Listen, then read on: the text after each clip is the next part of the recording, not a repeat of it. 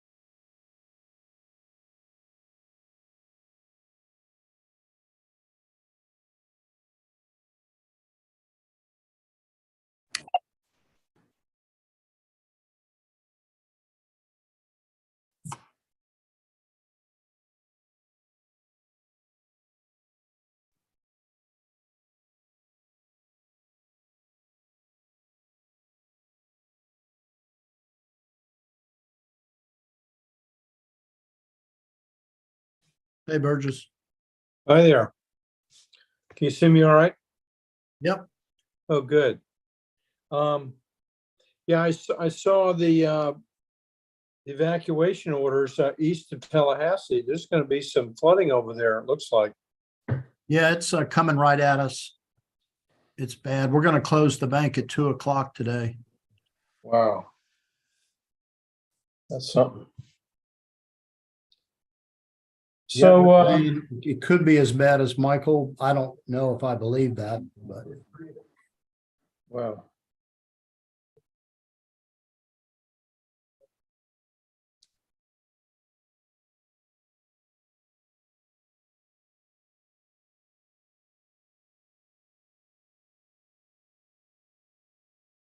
So who heads up your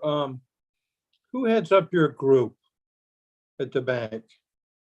investments are the whole thing. Well, I guess investments. It's Seth Clark. He's my boss. Didn't I meet him before? You met him. Yeah, he came over. Yeah, I seemed like I met him some years ago. Yeah, you did. That's great. So your private wealth area, do you do that primarily in Tallahassee? Or do what in Tallahassee? Well, the investment group, is it pretty much focused in Tallahassee? Yes, team? there's only two of us, Seth and I. That's it. All Okay, in Tallahassee. okay. And how many different branches, I guess, or banks do you guys have around the country now? We have about 80 branches Gee whiz. and about 1,000 employees. That's amazing.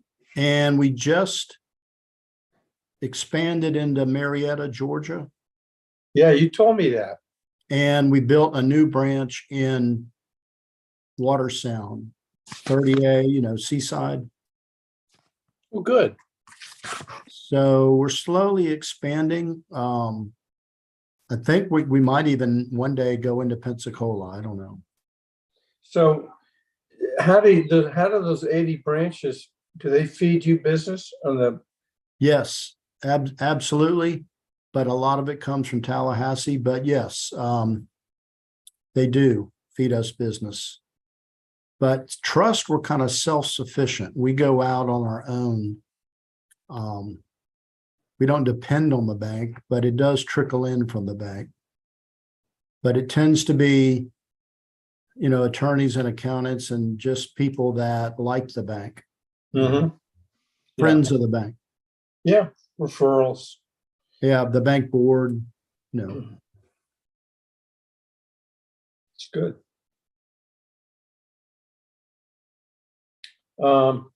How sensitive is your bank to wary depositors? Oh, our deposit base is very diverse. It's a lot of small retail clients. It's not like SVB. Yeah. It's very diverse. And it's a lot of small businesses like landscapers and small builders and maybe small professional firms it's small stuff. Like $1 million loan is big for us.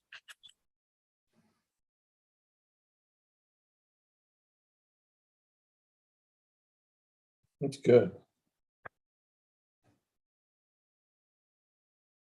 Well, I'm sitting here in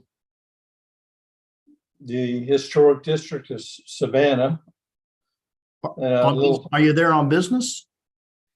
No, my wife and I built a house here.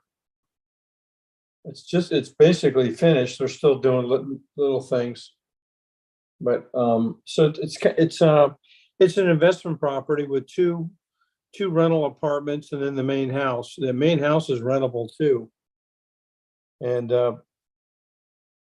we're now getting ready to go ahead and start the renting process. They're going to take the pictures on Friday and rent it. So there's an agency in town that does all that for us. We just They, they handle everything. Huh. Are you gonna move there? No, All right. I don't think so.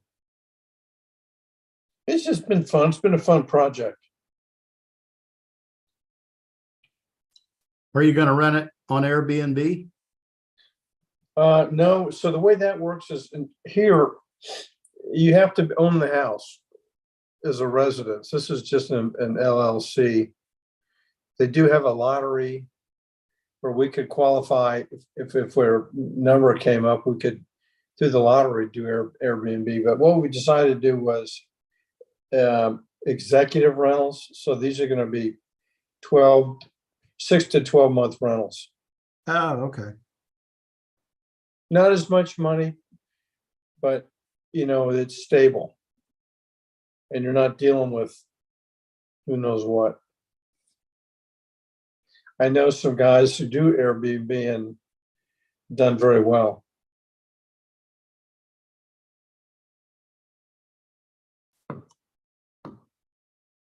I'm going to Daytona Beach Friday. My brother has a condo there. Yeah. It's a 1 month minimum. Okay. Well, that's It's not bad. nice.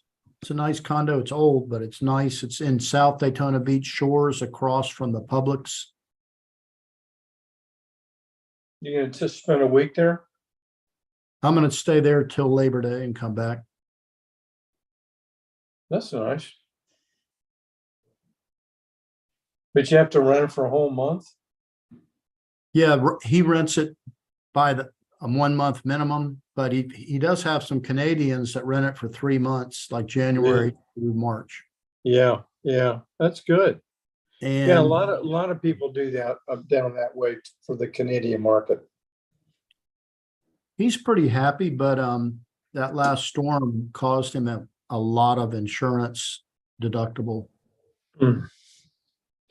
I mean, it was a $2 million deductible on the building.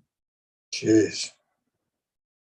I mean, water came into the pool and into the parking garage. We have some friends who own a condo in Miami on the mainland side of the bay, and their insurance premium for the building just went up, but it tripled. And so it's like 1.2 million now as a premium from 400,000. Wow. That happened in Panama City. I should have bought in 2020, I should have bought. Yeah.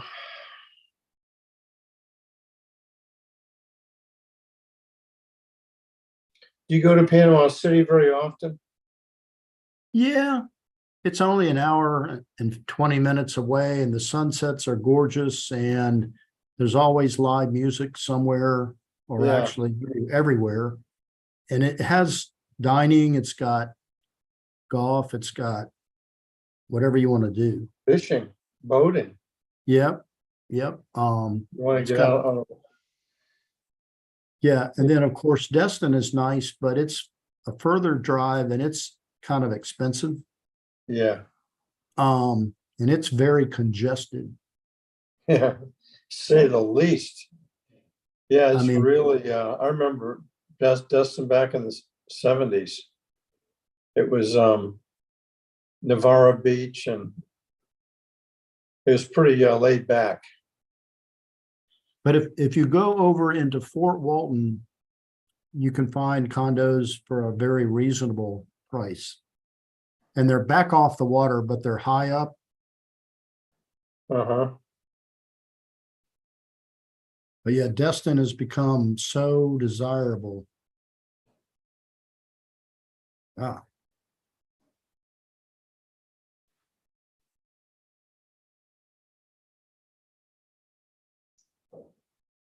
Fairhope, Alabama. That's a nice little place. I've never Fair- been. That's near Mobile, right? Yeah. When, and we'll stop. It's unmuted now and we're starting the video. Okay. Yeah, Tony is on the call. Okay, Okay. welcome, everybody. We're here for the City of Palatka Police Officers Retirement Plan meeting. And we're going to start with a roll call. Scott Mast, Present. Matt Newcomb, Present. Mayor Carrera, Present. James Norwood. We have a quorum. Thank you. Next on the agenda is approval of the prior meetings minutes. Do we move second? Second. Okay, all in favor? Aye. Any opposition? Thank you. And then we go on to the Capital City Trust Report with Dwayne Madron. Good afternoon, Dwayne. Madron and Tallahassee. We're about to get hit by a storm, but we're okay. So we're looking at the policy status as of August 14th. And if you page down a little bit, Jill, I want everyone to know that we're overweight in cash, just outside of the range because of being underweight in equities. And this is a precautionary stance because equities have gotten very expensive and there are signs that the economy is slowing, consumer spending is slowing a little bit. Credit card delinquencies and bankruptcies are creeping up. Banks are not making loans like they used to. And so you see where I'm underweight in large cap equities and underweight in international. And so I'm parking the cash. Cash is earning 5%, so it's almost like owning a bond. And I'm a little bit underweight in REITs, real estate investment trusts, because REITs tend to act like a small company stock, and they're volatile like a small company stock, and they're sort of non-homogeneous and fragmented. So there's so many different types of properties in there. It's sort of hard to gauge what is going on in an environment like this when rates are high and inventory is low. Some types of properties are doing well, others are not. So I underweighted it because it tends to be volatile in a uncertain market. Page down a little bit more, Jill. You can see where I'm overweight in bonds. I'm underweight in convertible bonds because they tend to act like equities to an extent. So I'm trying to avoid the equity volatility at this stage in the game. And infrastructure is a little bit underweight because it's the way it floated down because other asset classes floated up. So basically a healthy dose of equities between stocks, real estate and infrastructure and convertible bonds. However, trying to become cautious in an expensive stock market that has been driven up by technology, and rising rates and inflation are still on the table. We may continue to see inflation go up. Unemployment is low, wages are high in some sectors, and unions are trying to bargain for higher wages. So I'm not so sure that the inflation scare is over. We'll see in September when the Fed meets. Jill, if you can page down a little bit. Count performance for the quarter. Latest quarter, the equity portion earned 5%. And the stocks earned 6%, which were a little bit behind the S&P 500 due to small company stocks and international lagging large company stocks. But over the year to date, and that's fiscal year to date, an outstanding return by stocks, 22%. Still a little bit behind the S&P 500 because of small cap and international, but high yield bonds, outstanding return of 9.4, real estate 7.7 as it starts to come back, and cash is 2.92. So we've made up on the equity side pretty much what was lost during fiscal year 2022. So I'm thinking, Burgess will talk to us later, I'm thinking that we're getting close to wiping out the deficit that we hit in fiscal year 2022. So I'm pleased. Small cap and international typically lag in a recessionary type environment. So I'm not surprised that they're stumbling, but the large cap portion, the S&P 500, is outstanding. It's up about 18% year to date as of today. And even August is a down month. So you have companies like Google, Microsoft, Apple, NVIDIA, Netflix that have turned things around, and artificial intelligence is also pulling them up a little bit. So it's been a good year for large American stocks. Jill, if you can page down a little bit more. I have returns through July. July was a good month. So now the fiscal year to date is right at 23. The stocks are up 26.6. The S&P 500 is up 29.7. And there you have high yield bonds climbed even further to 10.6. Real estate 9.9. So definitely July being a good month helped us progress towards a good fiscal year in 2023. Jill, if you can page down a little bit more. This is the asset allocation up a little bit, or rather down, I think. Down. Keep going. Asset, okay. There we go. So it's 61% stocks, which doesn't count the infrastructure and real estate. So really, there's a healthy dose of equities closer to 70, excuse me. And that's as far as we really want to go, or I want to go at this point. And so it's a borderline aggressive portfolio, but in up markets, it does very well. Jill, if you could page down to the section on the high yield bond manager. Okay, at the last meeting, I agreed to review the high yield bond manager to make sure we have a good bond manager, Vanguard. And I ran some screens on the 5 largest high yield bond managers in the country that all cater to institutional investors. And Vanguard turned out to be pretty much as good as the external candidates. I don't see a problem to make any changes. Vanguard is a defensive high yield bond manager. They tend to buy higher quality debt. There's a lot of numbers in the next 4 charts, but if you can slowly page down, Jill, you can see a graph of all the high yield bond managers I looked at. Fidelity has the best returns, but they take significantly more risk and give us more uncertainty, which we don't want. But nevertheless, their returns were the best. And the risk-adjusted returns were all break even. Sharp ratios on the 3-year average, risk-adjusted returns were, it's all pretty much a tie. I don't see any evidence to change or hire another manager. I'll keep an eye out. Jill, if you could page down. This slide talks about how the managers performed in different environments. You'll see the China slowdown, the oil price shock, the global sell-off, Fed tightening that we just went through. Vanguard went down 12, whereas, BlackRock went down 13, Fidelity went down 13. So they follow the benchmark that Burgess calls out, the US high yield benchmark, but they use a diversified version of it. So they're not concentrated. They spread their risk way out. It's called the US high yield 2%. So I like that. So that concludes my comments. Does anyone have any questions? And no questions? Okay, thank you.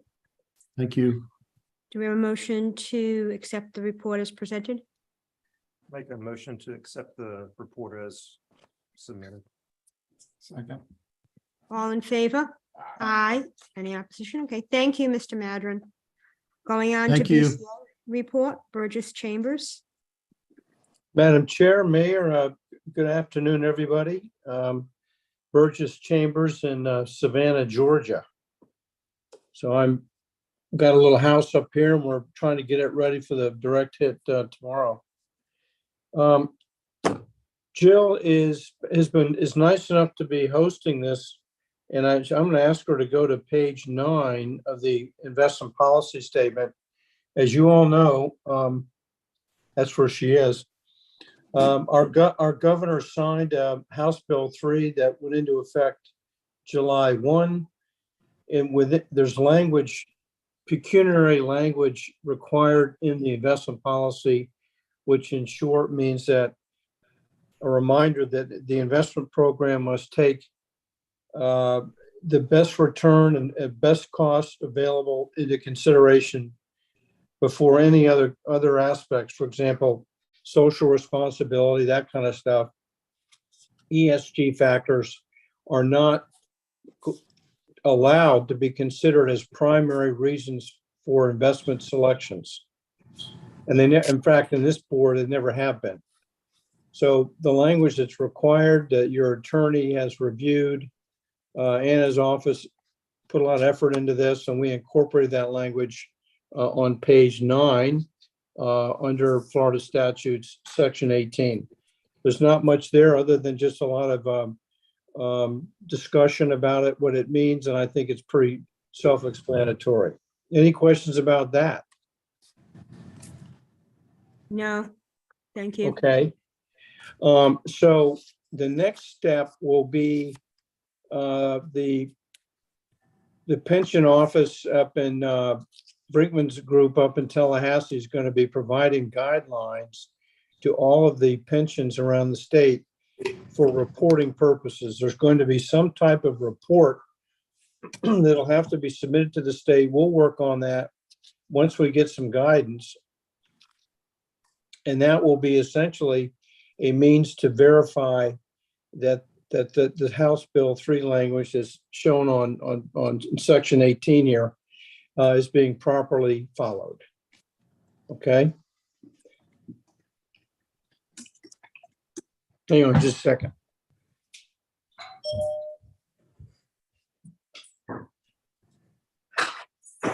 Okay, sorry about that. Let's go over to page 1. Thank you, Jill. While we were having to change investment policy, I decided to take another look at the asset allocation, the model, which really determines the outcome of investment returns. Got together with Dwayne, we discussed it. I came up with some changes which are depicted here, and I'll just go over them briefly. The first category, the S&P 500, which Dwayne alluded to just a little while ago, we've increased that target allocation from 35% to 40%, 25% to 40%. We've eliminated the REIT, which had a 5% target. That's gone. We reduced the convertible bonds from 8 to 5, reducing international from 15 to 8.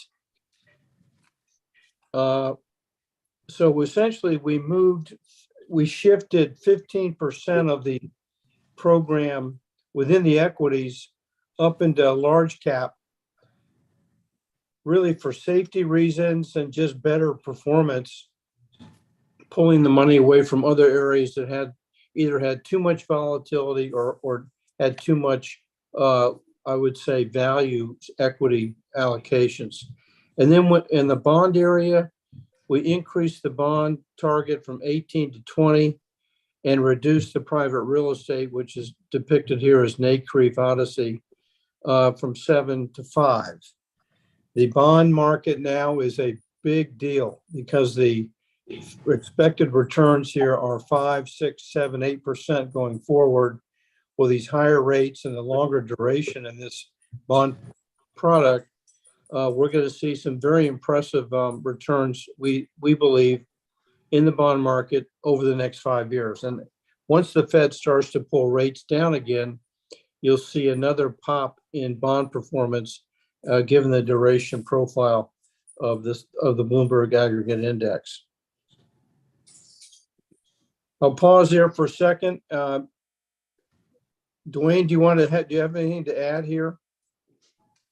Sure. The S&P 500 index is a very good, cost-efficient way of getting exposure to the great companies in America.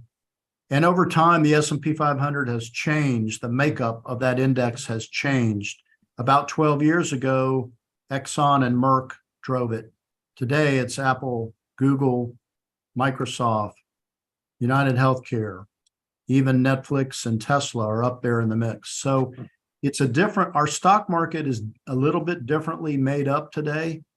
And the big companies in it are terrific. And the diversification you get from international is not as great as it used to be. The two markets move together.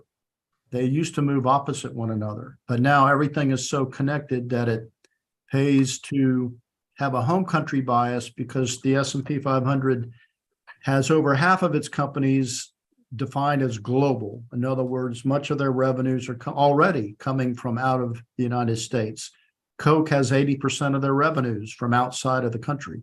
So it makes sense to have a home country bias because you avoid currency risk and government risk. If I could add to that, there's another reason that we've been hearing about globalization for the last 22 years. But globalization has been uncoupling for the last 3 years. And the relationship that the West has with China is changing dramatically. And the the Sino-Soviet sphere is becoming bigger and bigger. We're concerned about that. We're concerned about Europe, particularly Germany. And so that's another sort of a macro reason why we decided to go ahead and de-emphasize international. It's still here. You still have exposure, but moving it from 15 down to 8 is significant enough to make a difference. And as Dwayne pointed out, the U.S. large cap companies, you're familiar with them, they're all multinational. So you can get that, you can still get indirect international exposure. Are there any questions about what we've done here? Questions? No, thank you.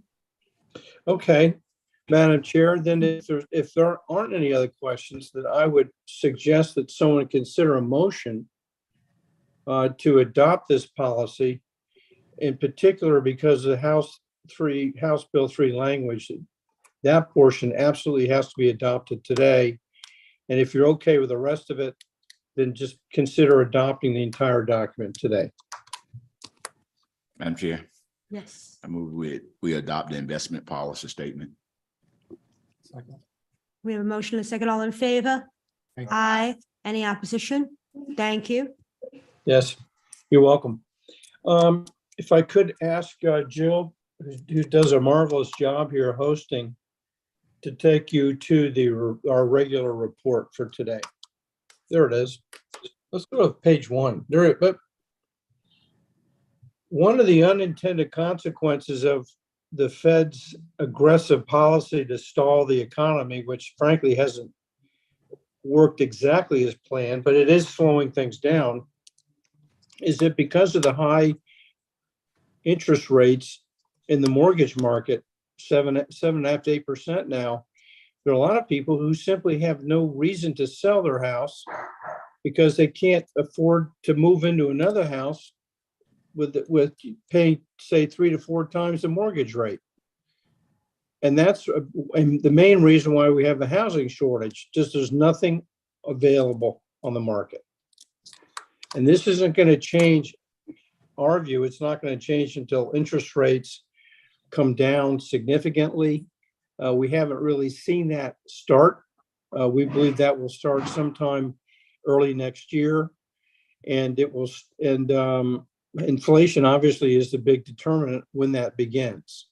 But inflation has come down in more than a year now. It's come down from a little over 9.5% down to around 3.5%. So that's a significant drop in inflation, 3.5% to 4%. And you'll see, hopefully, if food and gasoline energy prices don't go up here from where these levels currently, you'll see inflation move down even further. And with that, let's go on into the report.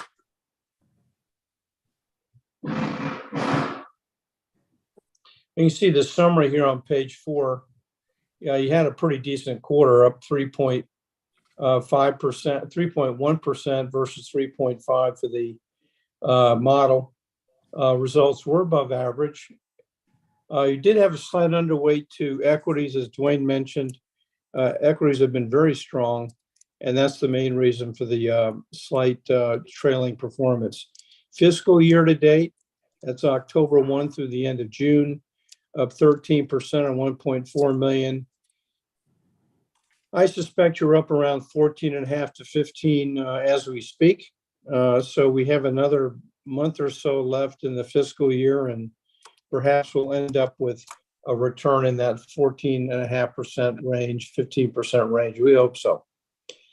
You can see the 3 and 5 year averages and even the 10-year. And it's interesting on the 10-year of 6.6, Florida retirement system, their expected return that they're using with their actuary is 6.7%. So your 10-year number certainly echoes or reflects where FRS is coming from.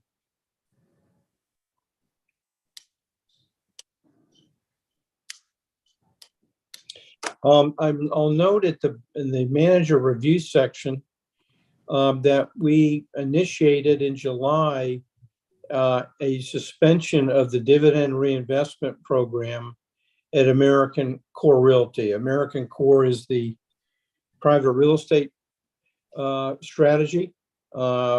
Significant amount of office exposure there, 20% of the portfolio. There's headwinds there for sure. So what we decided to do for macro reasons is simply to not use the income to buy additional shares, but to suspend that until later on when the market conditions become more favorable. Let's see what's on page 5. Anything of interest here? Keep going. All right. This is a 10-year history. You can see the plan 10 years ago was at about $9 million, 9,600,000, 700,000 roughly. And over the 10-year period, the program earned about $7,174,000. And the amount of outflows during that period, which equals the 185 chapter money, the city contributions, the employee contributions, less the expenses for retirement benefits, that net flow was about $4,150,000. The good news is that the earnings were just about twice the outflows during the 10-year period. And with that, I'll pause and see if anyone has any questions.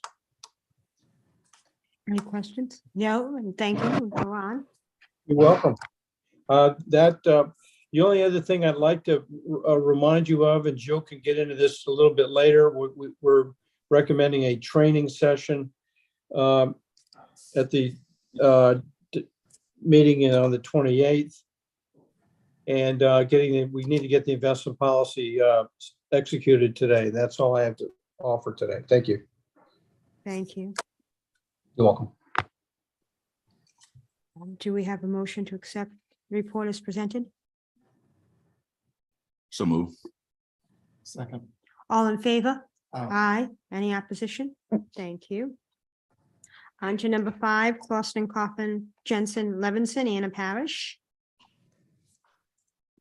Hi, everyone. I do not have anything major under my report today. For me, what was most important was getting that revised investment policy statement adopted, which you all just took care of.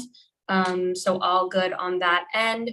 In terms of the reporting requirements that Burgess mentioned, those requirements and that information has not been released yet from the Division of Retirement. So we are eagerly awaiting those instructions.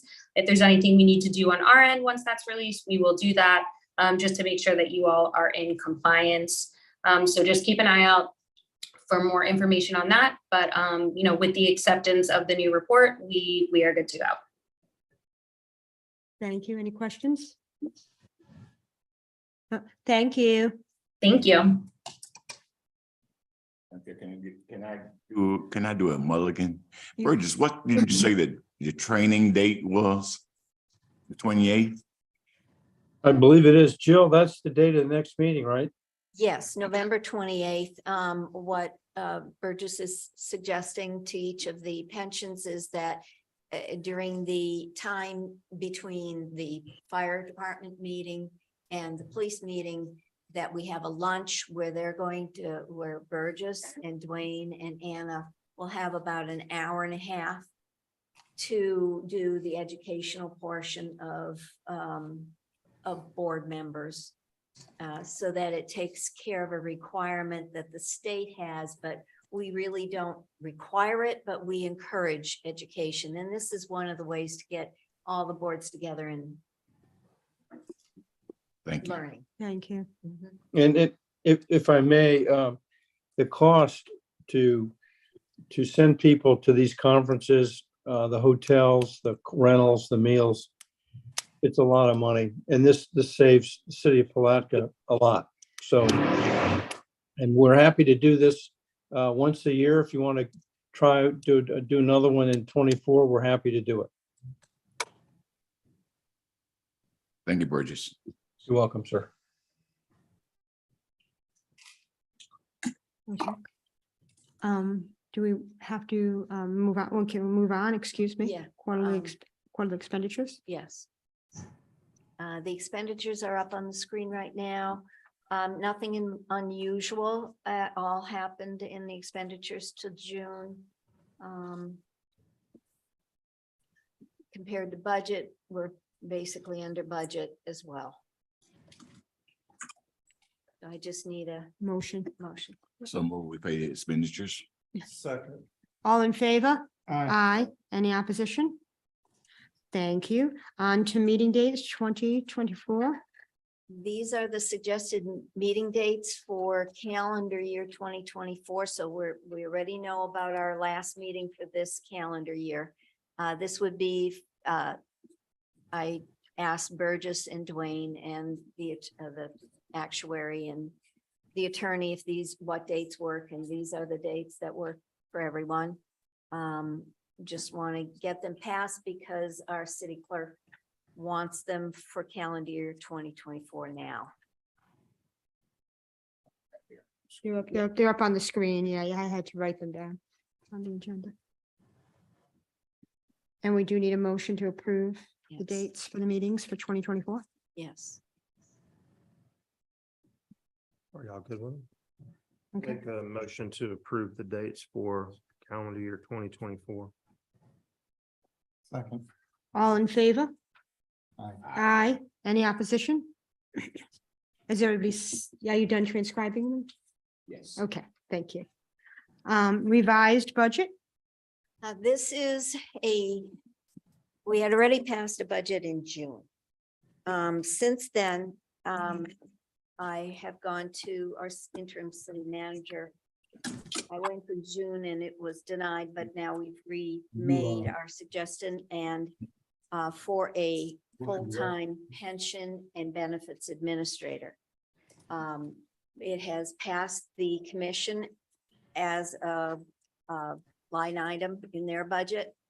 The proposal is that each pension pay a percentage of the salary because this is going to be a full-time position separate from the position I hold, which a little background, I'll be leaving next October. So my position is actually getting split into two positions. One is the pension administrator and benefits coordinator.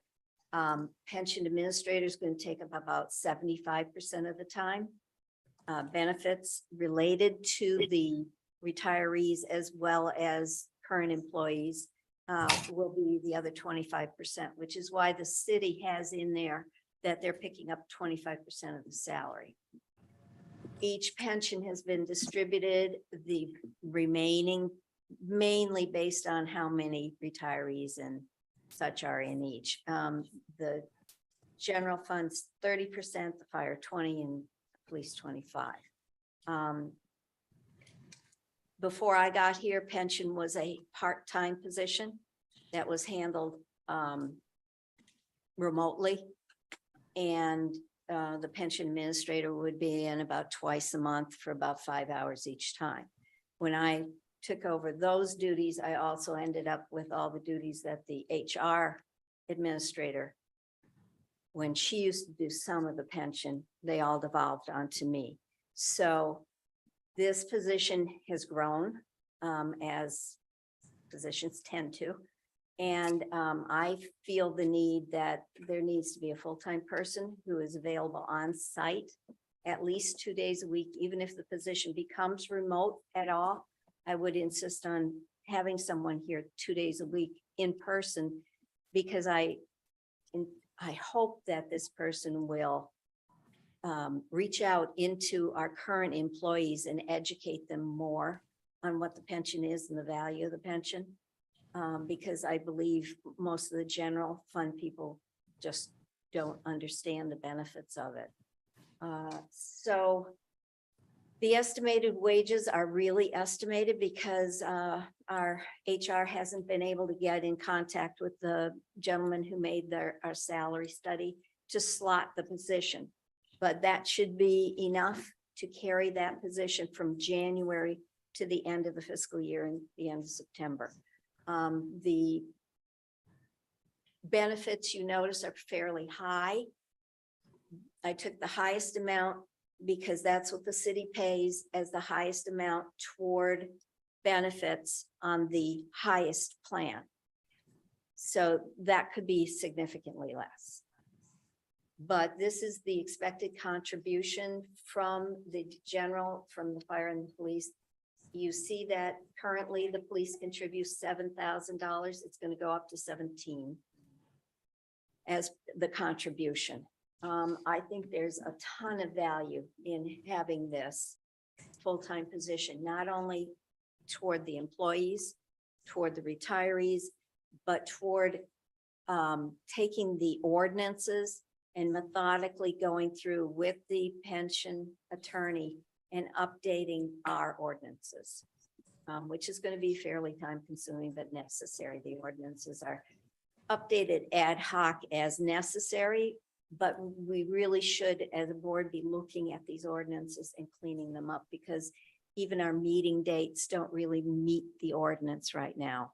It really needs to get changed. We had to change the dates in order to accommodate the ARA, the core realty, but our ordinance needs to get updated too. But these are all things that I simply do not have time to do because I have two positions, and it's just, I think having a pension administrator is really valuable.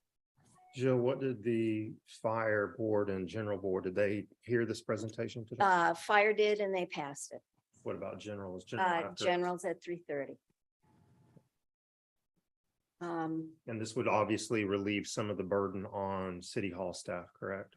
Well, the position would be city hall staff Right. because, and it would report to HR. But it would be an independent position is what you're saying. Yes, yes, it would be an additional position where there had been a part-time position, but it devolved into me. Now it's going to be a full-time position. Full-on, standalone, full-time position. devoted to Standalone, this. full-time, yeah. 75% full-time. 75% devoted to pension Right, well, issues we're only. paying for the 75, Yeah. that's what I was making Yes. sure. Yes. Yes, and Yes. 25% is to help HR with their benefits work, which Which involves, is all related. yeah, which So- involves them retirees too. So the commission has approved it. Now each board has to agree to pay that. So what amount of, I guess, does the boards actually have any authority over the pension manager? Is there any? In the sense that you come to me for information and you come to me to make the agendas and do everything. Yeah, But also, if we give direction, normally the boards normally give direction to the pension administrator. Mhm. And so not that it would ever happen, but my I guess the point that I'm making is, if our directives are not followed, is there another, then it sets us up to have to go to the city commission to have anything done and that Or- kind of thing, and I don't think or that the that's right, supervisor. and I don't think that that's right, just because they're actually paying for that person's salary and that kind of thing, but they don't even have a body line to us. Seems like they would be reporting directly to the commission, to the city manager. Yes, that's Ruby reported directly to the city manager. Well, yes, she did. Mhm. I report to the finance director Who reports to the city manager? And this position would report to HR as a supervisor and then the city manager. But yeah, I would say if you had complaints, it would go to the city manager and HR to solve them. But It's it's- actually no different in terms of the It's chain no of command different. as it is now, Yes. just a different department. yes, My only thing, only reason for bringing it up It's is the- if we're going to discuss it, I Mhm. think now's the time. I to do it, agree. Not wait until there is an issue later on and say that, well, we probably should have had that discussion back when. and I have asked to be on the selection committee when we go to investigate and find a person for this position. It wouldn't start till January because we're gonna take 3 months to find somebody, and that's realistic. And you also will be going into the holiday season, Yes. so everything Well- slows down. And February is the month when all the reports are due to the state for the pensions. So that would give that person time to learn with me, Mhm. all those reports, which happen once a year. And then they'd have the rest of the year, and then I retire in October. We're hiring a position in July for my position. So I have time, 3 months to train them in the other position I hold. So October, you're going October next year. Mhm. Yes. Okay. If you guys put, so if we approve this, you guys want to put our RFP, Just a job description. description. Mhm. Okay, what could do, have it been discussed? Have you guys had that discussion on what the qualification is going to be? Yes, the job description has been created, and it is 2 years accounting experience in GL, general ledger accounting experience. HR experience is a plus. You see the wage range. Now that is for the whole year. However, we're not hiring until January. Mhm. So that should, as long as they slot the position in correctly, that should cover. And that would be your budget, the proposed budget. If there's something above that, then we'd have to go to the city and say, city, are you comfortable with, but they know the wage range each Mhm. pension is contributing toward. Yeah, that's about all the information I have on that position. I highly recommend it. I think it's a value to the employees. I think it's a value to the retirees. It's, A value to the boards as well, yes, and the city.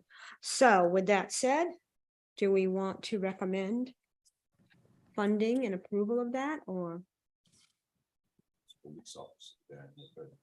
Yeah, I'll make a motion that we move forward with approving this because as a 27, almost 28-year employee for the city, we can get hit with wearing a tremendous amount of hats at any given time. And in my opinion, we've needed to grow not only at the police department, but in City Hall with staffing sizes. And if this is an opportunity to at least bring on one additional person, I'm all for it. That motion. Yes, sir. We have a motion? I'll second. All in favor? Aye. Aye. Any opposition? Thank you.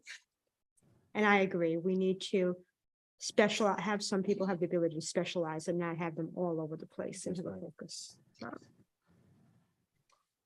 and I will be sending out information on that training meeting Okay, and, how we're gonna arrange it, and there'll be a lunch for the training. okay. I'll open the floor to public comment, but seeing a large crowd here, I will close public comment. And then other business. Is there you have a slip of paper that shows you the 185 money and how it's increased, the 175, 185 money and how it's increased. This year it went from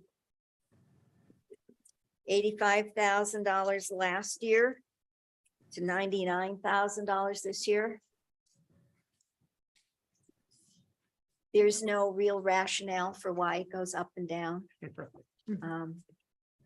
So I'm sure there is, but it's not communicated. So. And the conference, you all know that the conference is happening this end of September, September 26th to the 28th. If you want to attend, one of the reasons Burgess is doing this training is because this conference is in this fiscal year instead of next fiscal year. So it does satisfy an educational component for fiscal year 24 by having that educational training. So, and if you're interested in going to the conference, let me know soon. Okay, thank you. With that, anything else? Jill, I just have one question. Didn't we last year do a COLA for the retirees? No, what happened was the actuary recommended, because the money from the state had earned so much that it started to be distributed more, and they had a bump up. Each retiree had a bump up individual to them.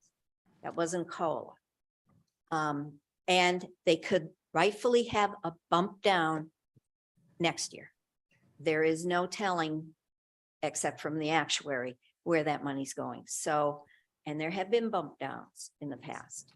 And the actuary effective October of this year, when we go into the new fiscal year. There is no increase right, from the so actuary. but the actuary actually went down, correct?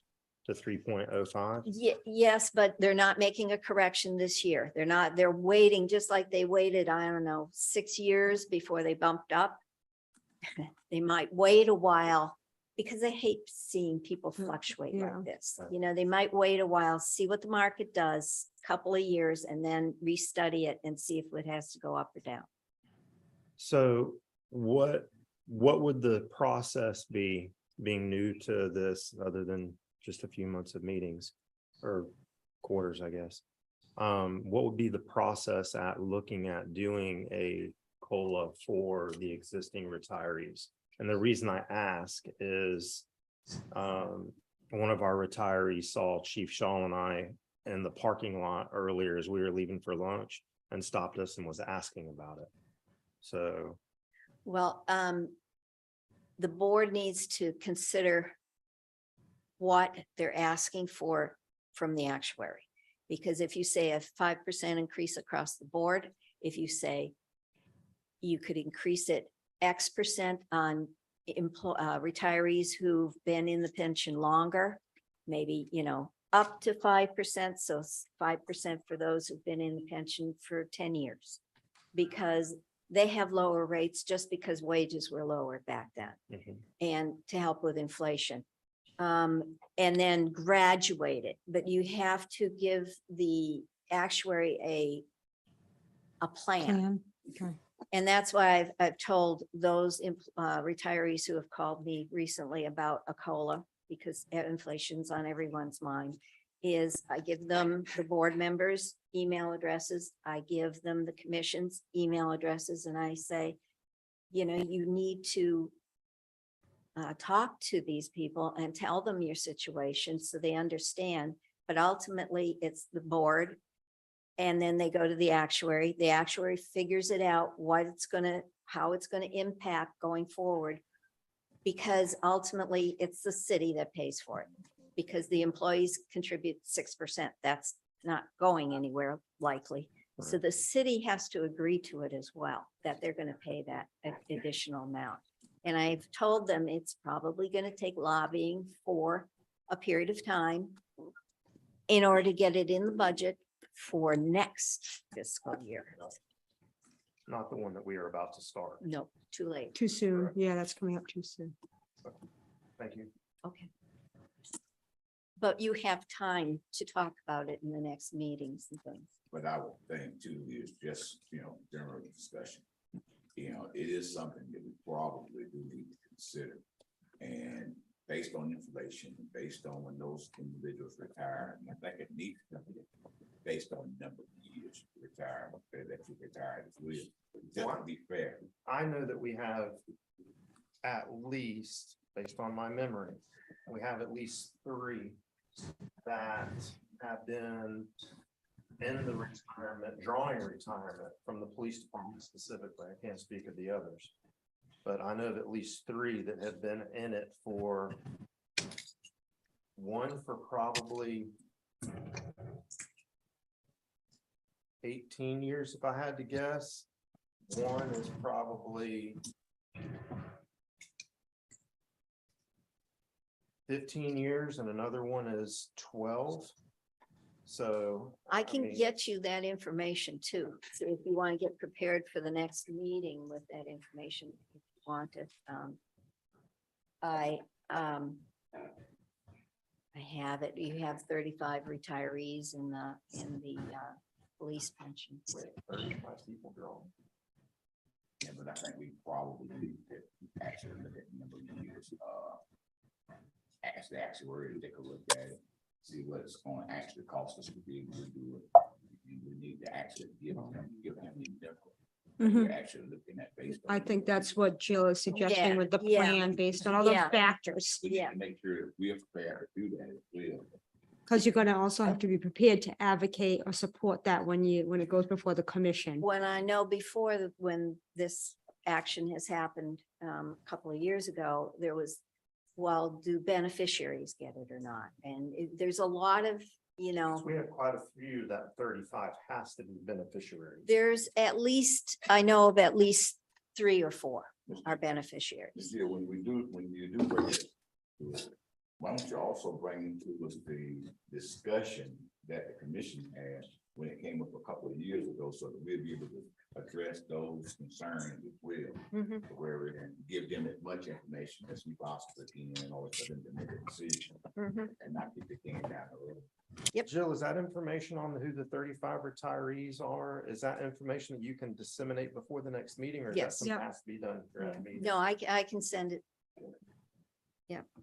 So you have time to look at it. and think. And it doesn't take long for that time when you're 55 to build up. I mean, I've been retired 14 years from the state of Connecticut.